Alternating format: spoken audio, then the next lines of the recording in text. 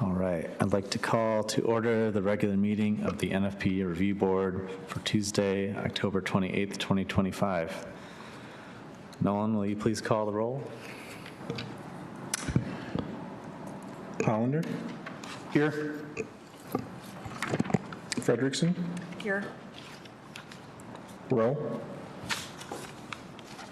Stemple? Here. Martin? Here. Mergia? Bassett? Here. All right. Can I get a motion to excuse absent members? So moved. Support. All right. All in favor, say aye. Aye. Aye. Aye. Any opposed? Motion passes. All right, on to item B, adoption of the agenda. Can I get a motion to adopt the agenda as presented? I'd like to make a motion to approve the agenda as presented. All right, do I have any support? Support. All right. All in favor, say aye. Aye. Aye. Any opposed? Motion passes. On to item C, the approval of the minutes. Approval of the minutes from the Natural Features Protection Review Board meeting on September 23rd, 2025. Are there any amendments or comments related to the draft minutes from that meeting?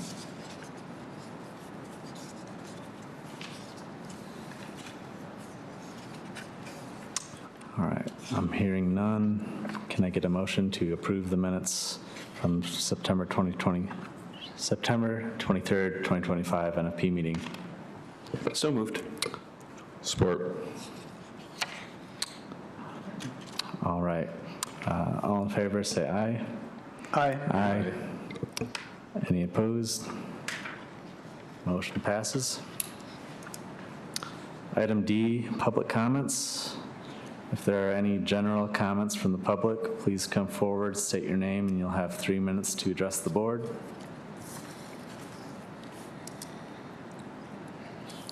All right, seeing none in person. Do we have any call-in comments?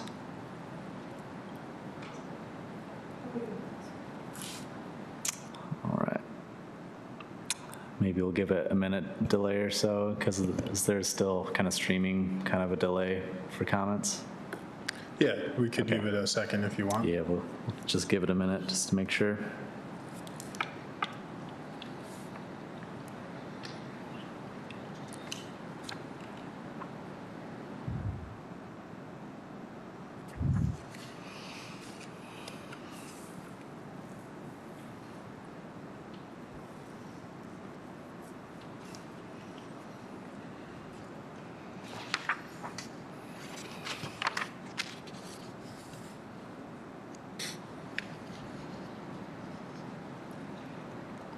All right, still sounds like no call-in comments, so we'll move on. Board member comments. Are there any comments from the board?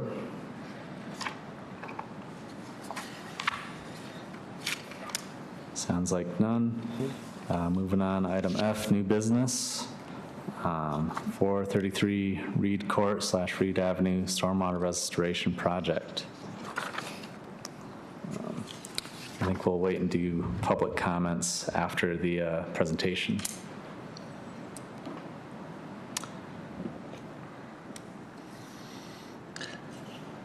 Yeah, so real quick, I'll give a quick overview staff report. Should all have that in your packet in front of you. You would have seen this project, if it seems familiar, you would have seen it back in May. It was here for a variance request or recommendation from the board, and that variance basically was due to the fact that the work involved, work within the riparian zone and within delineated wetlands, and no new stormwater BMPs are allowed in those areas. So it was one of those variances that was we had some discussion about it after the fact related to new stormwater BMPs. And overall, the project scope hasn't changed since then. This is still primarily a wetland restoration project with some pedestrian amenities, and is in alignment with some various sub-area plans, including some of our local watershed/sub-watershed plans. This was a brownfield site originally. Staff were working through the process of having that transferred to city ownership. And the parcel is currently zoned RM15. Right now, they're seeking full NFP board approval to move forward with full site plan approval, which they actually had a initial site plan meeting back at the beginning of October. So they're currently going through that process in parallel with NFP, which we do allow. And right now, the staff recommendation is for full board approval. So with that, I'll pass it off to Mr. Palumbo to provide the overview. Great, thank you, Nolan. Hello, NFP board. I'm here to, like Nolan said, I was here not too long ago, back in April, to present for a variance for this project and bring the project back now. So, before I get started, my name's Tom Palumbo. I'm one of the engineers on staff with the City of Kalamazoo. And this Reed Court project is something that has been in the works for a very long time. It is a project that's funded by NRDA, damage assessment funding from an old paper mill site, and that funding has covered quite a few projects in the Kalamazoo River watershed, and especially on Portage Creek, and this is one of them. So, I've got just a few slides. We can, I can kind of go through them. If there's ones that anybody finds important, we can come back to them later too. You can go ahead to the next one. So starting with the parcel, this is 433 Reed Ave.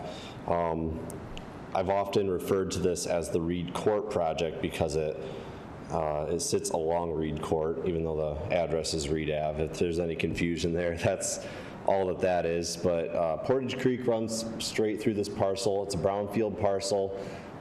It doesn't have much potential for development, which is why we're looking at doing a habitat and water quality project on this site rather than the usual use of brownfield areas, which is to redevelop properties that have previously been built on and blighted. So, as I mentioned, it's also using NRDA funds.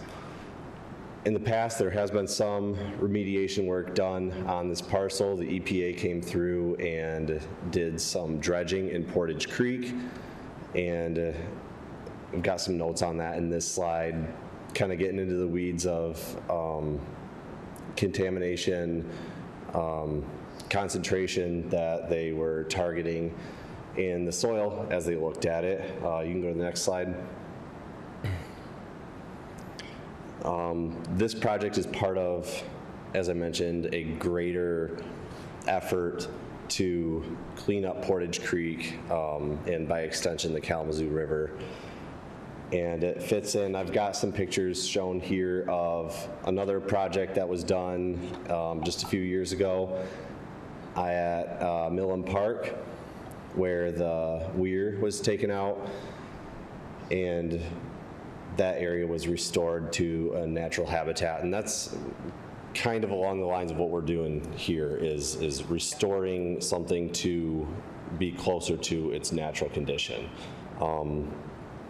Something we're not doing is, we're not realigning the creek, but we're improving the floodplain that sits next to the creek. So if you want to go to the next one. Quite a few different elements that are part of this project that are shown in the plans here. The main feature is swales that are going to pick up stormwater and also excess creek flow. And can you go to the next slide? I'm trying to remember. Okay, never mind, go back. Sorry about that. We've got bioswales that run through here, and those are, we've got details on those that basically call out what it has to what the bioswale has to consist of, and that is there's some rock to stabilize the channel, and also some native vegetation that's going to be planted in there, and together that A, prevents erosion, and B, it improves water quality, and C, it provides habitat. There's also quite a few other smaller features here. There's one thing that we're looking to do here is adding a sand pit that's for turtles to lay eggs in. That's something that's not found at this site right now that would be found in a natural stream corridor. There's also hibernaculums, got to make sure I say that right, which are areas for smaller animals to hibernate, and even bugs that are designed to stay a little bit warmer in the winter, provide a little bit of shelter. We've also got some micro pools shown in here, and see if I'm forgetting anything. Oh, there's a pathway that goes out to a boardwalk, and oh, I know I'm forgetting something. Oh, and a stormwater treatment device, which was actually the cause of us needing a variance at this site. That was what triggered that. So, yeah, it's quite a few different things that are going to be working together here. Can you go to the next one? This kind of goes back to the existing site, I guess, but as you can see, it sits in a floodplain. We've also got some wetland in this area. I think I have another slide on that. But yeah, this sits in the floodplain of Portage Creek, and that floodplain is, I think, I would call it the famous floodplain in Kalamazoo, or infamous. It's subject to flooding when the Kalamazoo River rises. The area between Reed and the Kalamazoo River along Portage Creek is so flat that the river really, it doesn't have to come real high. We don't need like a 2018 scale flood to see a little bit of flooding along Portage Creek here. This project does not eliminate the floodplain. It would take a much larger project. You'd have to dig a lot more than we're going to be digging here. And I don't think that anything that just sits in this 4-acre footprint could ever eliminate the flooding there, especially because that flooding, so much of it is coming from the Kalamazoo River and not from Portage Creek. Go to the next one. I knew I had a slide on wetlands.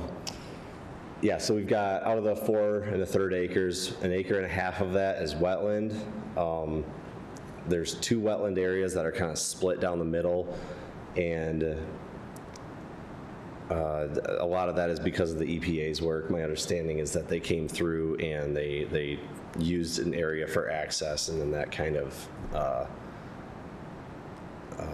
took away a little bit of that wetland area. But these wetlands are pretty much chock full of invasive species, especially, buckthorn, honeysuckle, loosestrife, purple loosestrife, and periwinkle.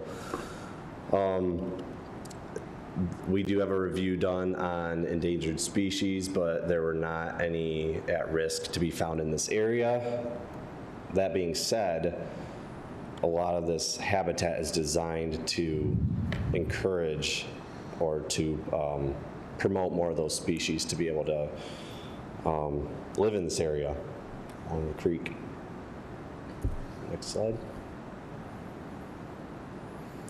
Right now, at the bridge where Reed Ave goes over Portage Creek, there is a storm sewer that discharges right in that spot that is draining much of the area to the west of there. So we have some storm sewers that are connected to this. What this project does is it diverts storm first flushes and at a minimum first flush, but basically it's gonna carry the dirtiest stormwater away into the treatment device, and the treatment device will trap sediment at the bottom and any floating debris on the top, and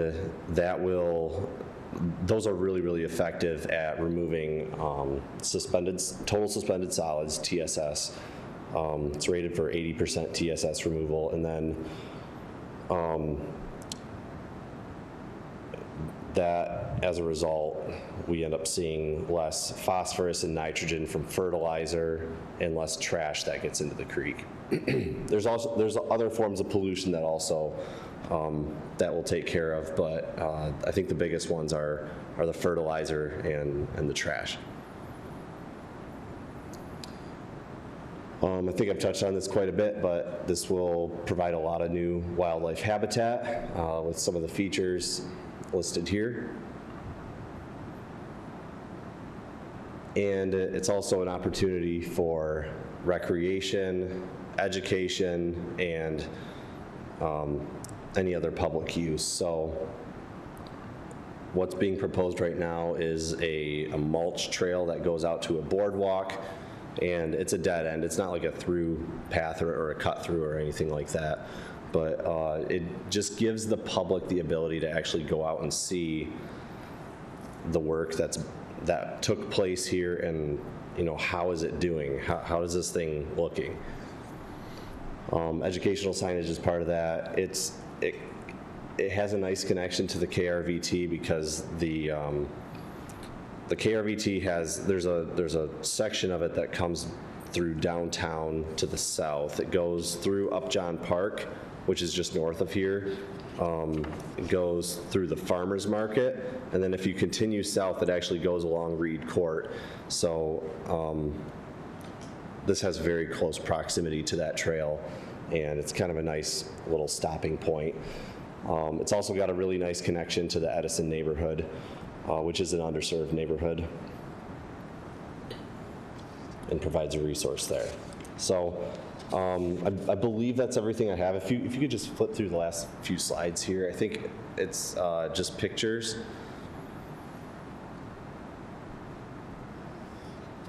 Is that the last one? That might be the last one. Yeah, that's the last slide. So, Okay. Yeah, we can open it up to board members. Yeah. Thank you. Thanks. I think really quick, if we can just open it up for public comment. So if there's anybody in person for public comments, please step forward. Looks like nothing in person. Is there any call-in comments? All right, we'll give that just a quick minute so that way board members can kind of think about stuff a little bit too.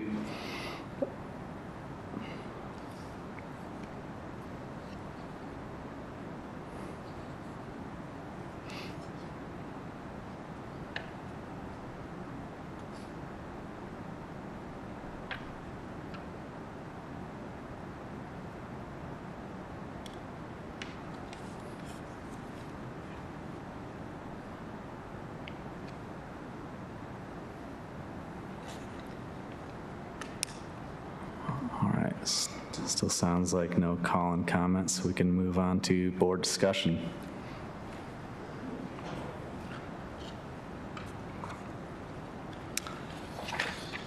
Just comment from me. I think I really like the thoughtfulness as far as like integrating wildlife habitat and that type of stuff, like trying to improve the ecological function of the site. The sandy turtle nesting spot is kind of a cool, interesting idea. I do think kind of looking at like the long game, that it would probably more likely get, if it was just like left open sand, it'd probably get pretty weeded over. So I think that would require somewhat routine maintenance to keep it in that kind of state.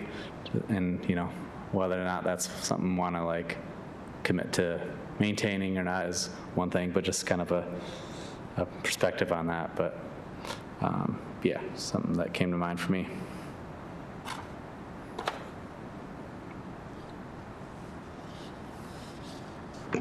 I have a question. I'm interested to know how this project will change the sight lines into the site from the KRVT along Reed Court. You mentioned there are a lot of invasive understory plants. So what can you tell us about that? Yeah, right now there's a chain link fence that runs along Reed Court. And then right on the other side of that fence, you have the creek, and then the creek runs, you know, then you have the banks and the floodplain, which is the area that we'll be working on. So there will be more sight lines, at least in the short term, with invasive species coming out.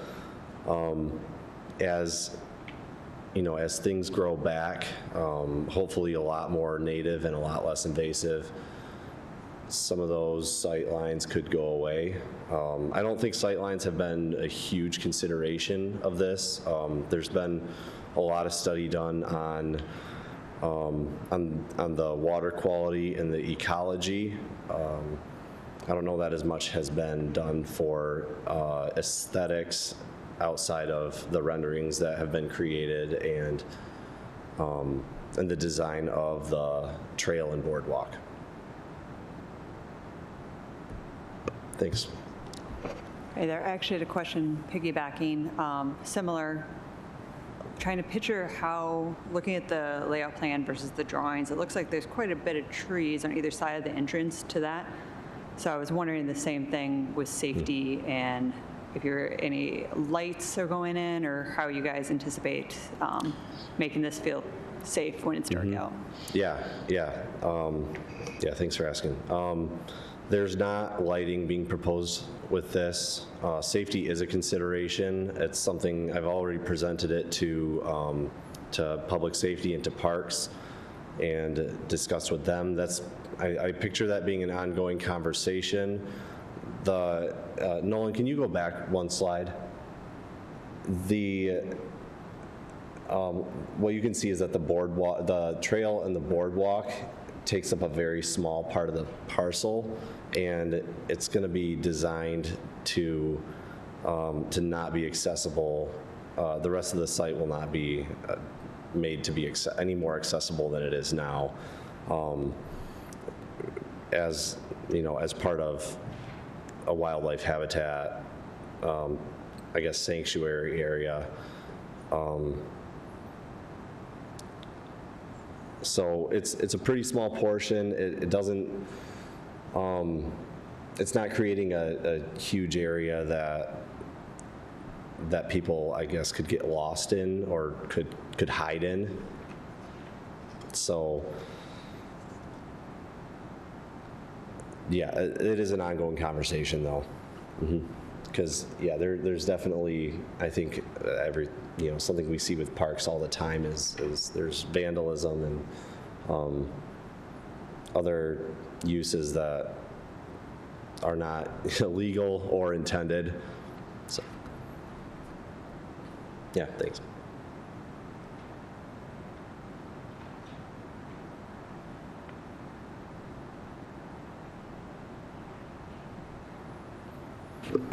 I see listed in the plan that there's 6 dead trees or maybe 5 dead trees that are going to be removed. Are those strictly just for safety purposes for executing the work? Those are more for executing the work. Okay, they're just in the way. Yeah, so the bioswales are routed in a way that avoids removing trees, and everything else is placed specifically to prevent that to be needed to the most extent possible. I think that doing this scope of work, this amount of improvement without removing any trees at all, would be near impossible. I've got full plan drawings. I think they were attached to the meeting. I know they were online, but there's a sheet number 3. I don't have it in the slides here, but it is in the plans. It lists every single tree above a diameter of 10 inches. There's 165 of them that were surveyed, and yeah, like you said, 6 being removed.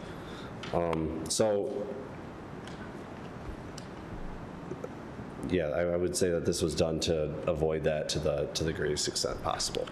No, yeah, I think that's great. It just, yeah, I assume the removals were for executing the work or safety reasons for, being in the area while working. Yeah, it's a variety. I mean, it's, I would say all of the above. Yeah. Great, thanks.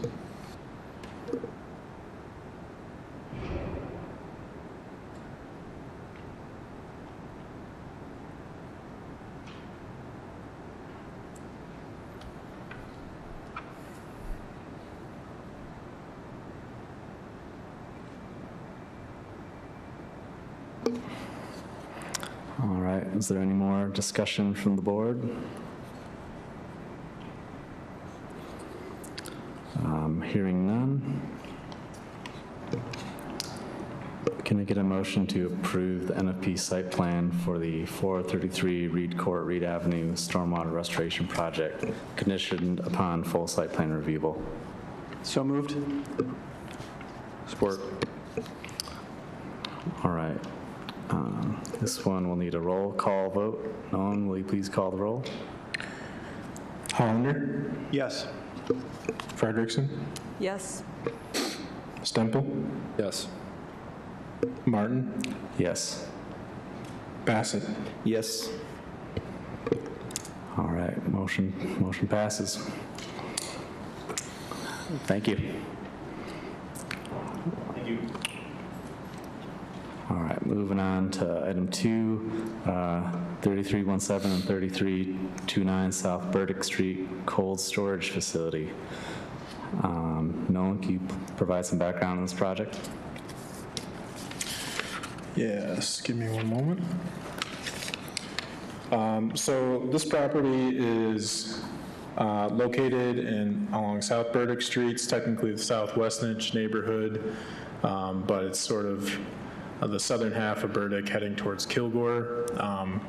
That area has some industrial use already, with the railroad tracks following parallel or perpendicular to a lot of properties over there. And the primary project area is 3317 and 3329 South Burdick. Those are both contiguous with each other, right next to each other. And the proposed work is basically building a new cold storage building with some asphalt paved areas for equipment maneuvering, and then the addition of some concrete sidewalk, curb and gutter, stormwater management on site. But essentially, project is just for that cold storage building as sort of an accessory use type situation to some of the industrial work that happens down in that part of town. These parcels are both in NFP due to some established wetland areas at the back side of them. I believe there's actually an MDEQ or Eagle delineated wetland area on the back of a lot of these properties. And their proximity to Portage Creek, which runs right by those railroad tracks. The properties also are pretty heavily wooded, although I'll let the applicant speak to the percentage of overstory and understory. And then, of course,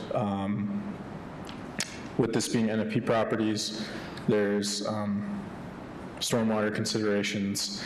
And then one other thing to point out, there was no rare species review required for these 2 properties, so M&FI review wasn't required.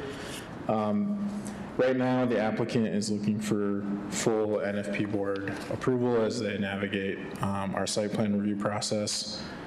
They are currently scheduled, I believe, for early November for a site plan review meeting. So with that, I'll invite the applicant up to speak to the project a bit more. Good afternoon. Hi, my name is Dave Kudwa. I'm an engineer with SME, and we've been working with Stafford Smith for about 6 months on this project and thought it was time to get your feedback on what we were working on. I was on site earlier this afternoon and got chased by one of the big neighbor dogs. I thought I was going to get eaten. I'm like, hopefully that's not a precursor to our meeting this afternoon. So kind of a scary experience. So we're working on a cold storage building. Stafford Smith has been there on Burdick Street for quite a long time, and they would like to expand and add a 140 by 80 storage building. And by cold storage, it's just ambient temperature. It's not actually going to be freezer storage or anything like that. No utilities to this site, no sanitary sewer, no water, obviously electrical service to the building, and then we'll have stormwater service to the site as well. As Nolan had discussed, we're keeping it on the front end of the site as close to Burdick Street as possible. We do have about a 58-foot setback to the front of the building. We want to leave just enough space so that they can maneuver equipment in there. We did in our survey locate the Eagle Wetland Conservation Easement signs. We stayed 25 feet away from those just to do some grading through there, but kind of the combination of those two things, keeping it as close to Burdick Street as possible while staying out of that tree line as much as we could. So that's generally the site. As you can see, we just called out a couple highlights. About a 250-foot buffer between the back of the building into the water surface is what we've estimated. And then we want to upgrade the stormwater management system on site. Of course, all the hard surface area will go to mechanical treatment for pretreatment, then to a small detention basin, and then ultimately discharge to the Burdick Street public stormwater system. So, Nolan, if you want to go to the next one. Yeah, here's just a couple photos, and pretty nondescript site. Not as exciting as our last project, unfortunately, but pretty flat site, no significant topography on the front end. Our slopes range from maybe 1%, 1.5% slope to close to maybe 13% kind of on the back, but that's the greatest. So the majority of the site looks kind of as it does here. I know it's hard to perceive slope from photos, but not any significant topographic features on the front part of this parcel. And then, just the site conditions. I'm getting ahead of myself. We have public storm sewer located adjacent to the site on Burdick Street, and of course, we're going to upgrade our storm sewer, as we'll talk about here in a minute, to catch all the runoff from the maneuvering area in front on the asphalt pavement, along with the runoff from the building. So. Yeah, just a couple of this is my first time submitting to this board on woodland preservation notes, so I'd appreciate your feedback too on how we're approaching this. The way we looked at it is we have about 2.75 acres of the 5.28 acres are covered with woodland, and we're proposing to remove approximately 0.3, which is right there on that front, kind of that jut out area in front. The remaining woodland area would be 2.45 acres, which would leave us woodland coverage of about 89%. So there's no way we could develop any further back than that conservation easement limit to the east. So this is really the only area on this site that can be developed. So, yeah. And then our proposed conditions, so we'll just kind of get into the site plan. You can see where the building's going to be. And then we'll have an asphalt maneuvering area. There's no parking up front. This is just going to be a maneuver lane.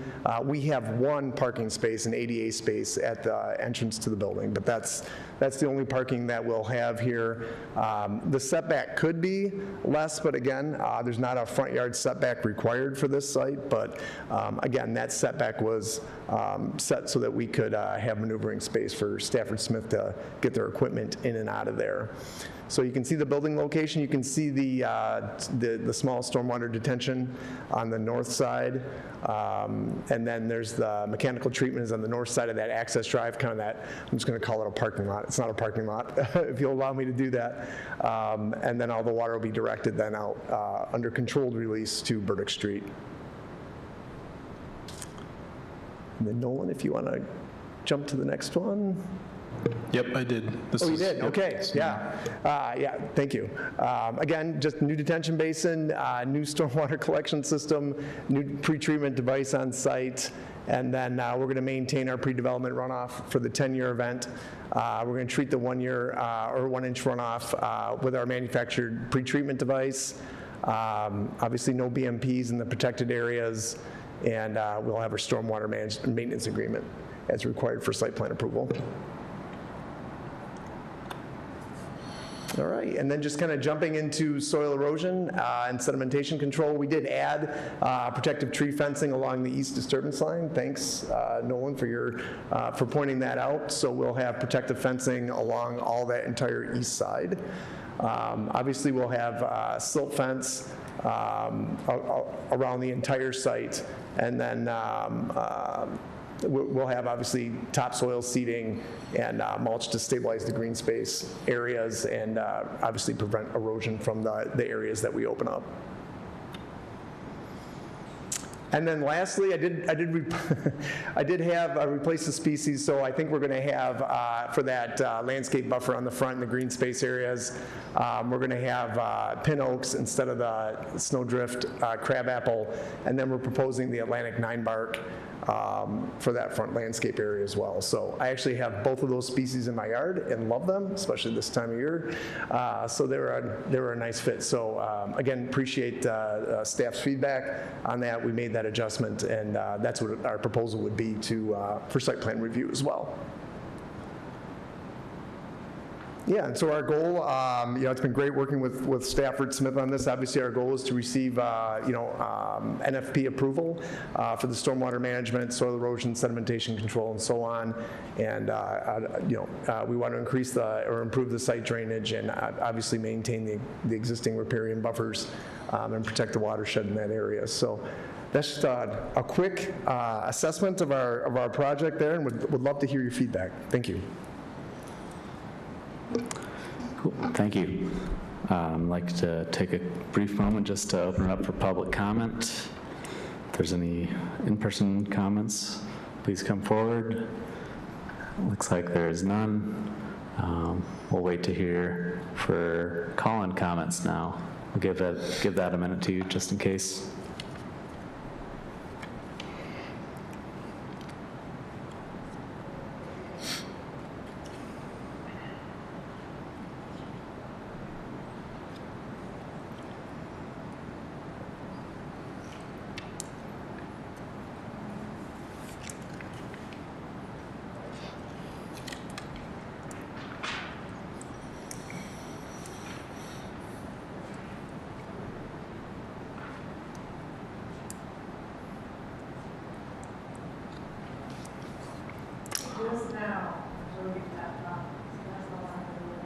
Oh, okay.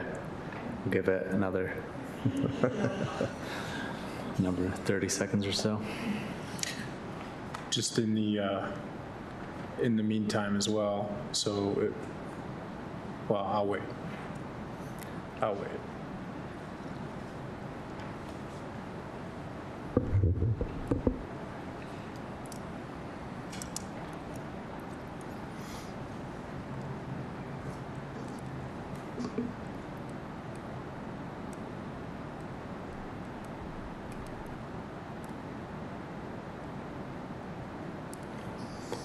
Still sounds like no call-in comments. All right, we'll move forward with board discussion. Nolan, you got something? Yeah, so I just wanted to make a note. So staff had been working with the applicant kind of during the publishing of the agenda and agenda packets. You'll notice in the staff report the 2 conditions for approval, or 3 conditions. 2 of them, one is related to that landscaping. The other is related to the tree protection fencing, both of which were highlighted and provided on the updated plans. So just keep that in mind as you navigate your discussion or make any motions. So just to clarify, in a future motion, we wouldn't have to mention those as part of the motion. Is that correct? Yeah, correct. So that both of those items have been corrected on their plans. All right, thank you.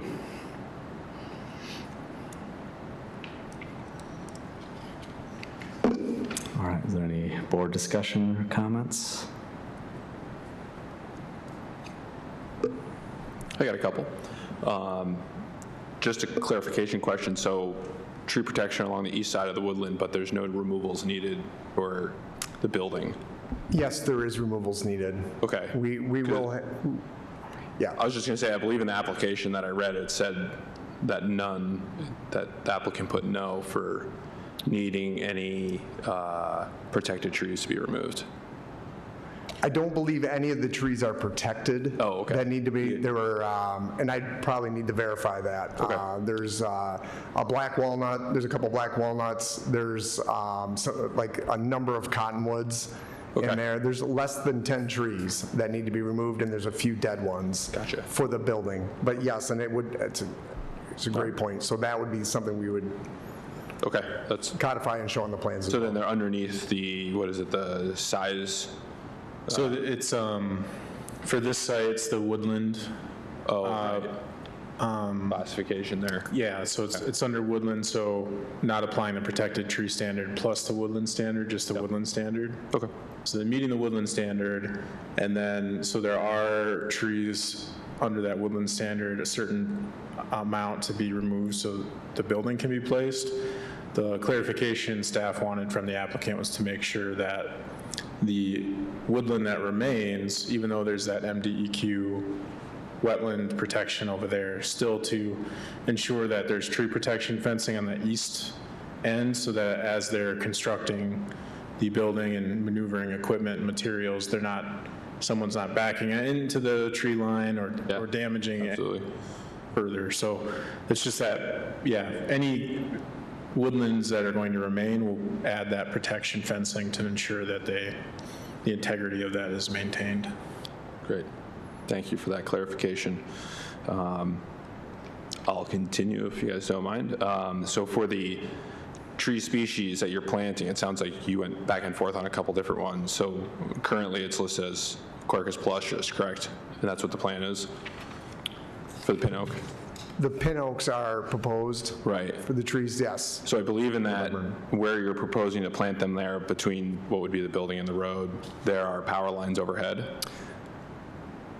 And they just redid those power lines too. So that would not be a recommended species with the potential, Okay. 80 feet. And I believe it's actually in the, not permitted underneath the tree committee guidelines there. Okay. So Excellent sticking point. We with can change that. species that crabapple, serviceberry, things like that with Okay. lower growth height potential. We'll make that change. Thank you. And then the last thing I have at the moment is with the tree planting specs on the last page, the installation notes. I would recommend reading through the ISA planting best management practices, but one thing that stood out is that removal of the wire basket, it just says to bend down the top loops on the B&Bs. Minimum spec is 1/4 to 1/3 of the wire needs to be removed up from the top of the ball down, and if not more if possible. But you really want to get that wire basket as well as the burlap off the top portion of the root ball. That's where most of the fine roots are going to be for the plant, and without that material in the way, they'll have a much better establishment success. Okay. We'll make that change on the detail. Thank you. Absolutely.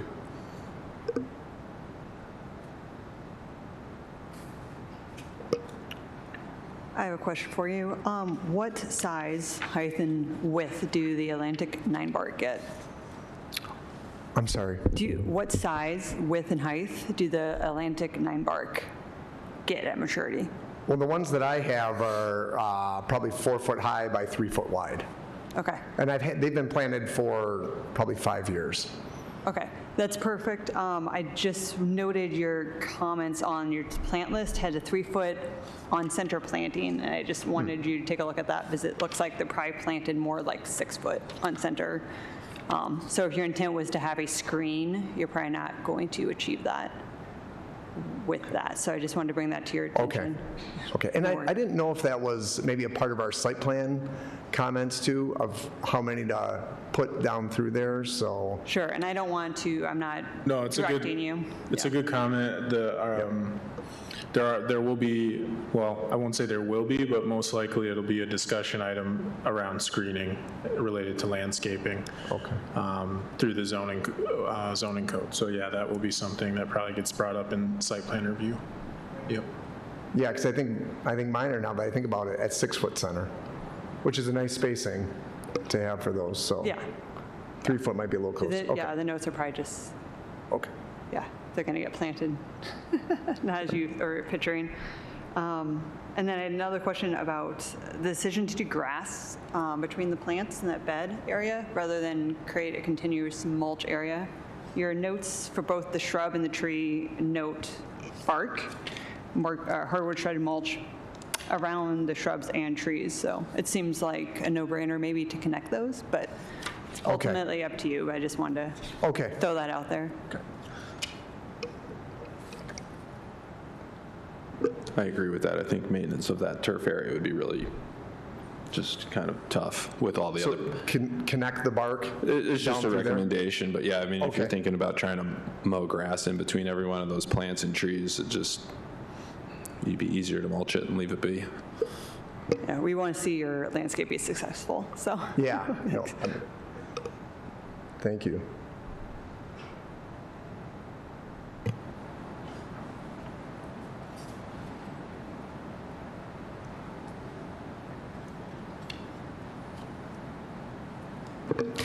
Yeah, not really a question, but just an affirmation, perhaps. The way that you've navigated the woodland standard, I think, is perfect. Okay. The intent of that is to keep as large enough contiguous areas of woodland, not just on individual properties, but on all connecting properties. And yeah, just the part you're taking out is the least contiguous with what's already there, it seems, and it's pretty thin anyway. So I just feel like it's Okay. ideal. Wonderful. Thank you. Appreciate that.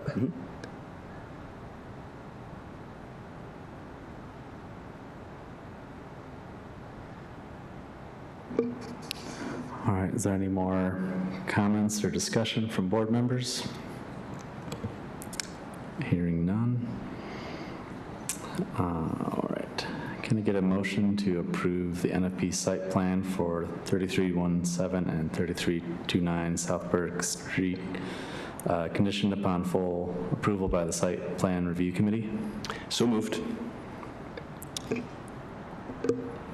Support. All right. I think this one will need a roll call vote. Nolan, will you please call the roll? Hollander, Yes. Frederickson, Yes. Stemple, Yes. Martin, Yes. Bassett. Yes. All right, motion passes. Thank you very much for your help. Yeah, Appreciate it. thank you.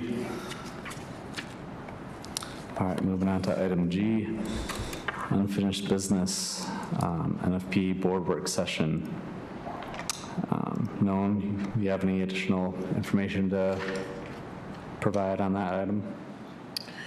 Yeah, so I know I wasn't here at last month's meeting, and I know you've had a copy of the draft NFP guide to take a look at and review. So I wanted to open it up during this time if there's any comments on that or concerns with what you've seen so far or things that you might want to see considered added. I just wanted to have a maybe brief discussion about that. And then just a reminder, and I know the announcements is after this, but I wanted to, as a reminder, we are looking at doing a joint board training with Planning Commission, Zoning Board of Appeals, and Natural Features Protection Board members. So you should have seen some invites go out for that, so make sure if you are available. I think Director Martin can speak to having attended one of those previously, but it's usually a good opportunity for all three to understand the role in the process, where they fall, and the interactions between each, and give staff a chance to give that broader overview of what everybody's working on. So really encourage that. If you are able to join. We'll probably have some type of refreshment to entice. So maybe coffee, I don't know. But Yeah, I did not make it to that last meeting, but I do remember hearing really positive comments from previous board members about just being very informative and kind of knowing better like the interplay between kind of different boards and all that. So yeah, I do intend to try to make this next one. All right. And it's okay if there's no comments on the draft guide at this time. You feel free individually if you'd like to share those with me via email. No pressure. I just wanted to open it up because I keep talking about it. I really do have intentions of getting it across the finish line with your help, so. Yeah, I'll acknowledge a nudge again in email form could be helpful for me personally. Okay. That's fair. That's fair. Nolan, I did look at the last one you sent out, and I think it looks great. Oh, well, thank you. I'll have more specific feedback, and I'll try to be critical about something, but I genuinely think it's awesome. Yeah, please berate me in an email. No, and it really is, working with other staff in the development process, especially our development manager who graced your presence and covered for me at the last meeting, Miss Jamie McCarthy.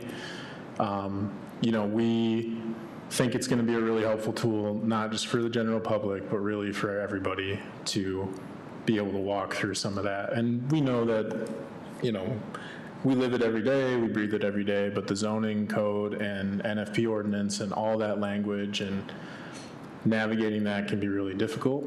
So we want to try and lower the barriers down as much as possible. So I do appreciate that. Please send me that feedback. So. Great, thank you. Are there any other communications or announcements from any board members? Sounds like none, so meeting adjourned.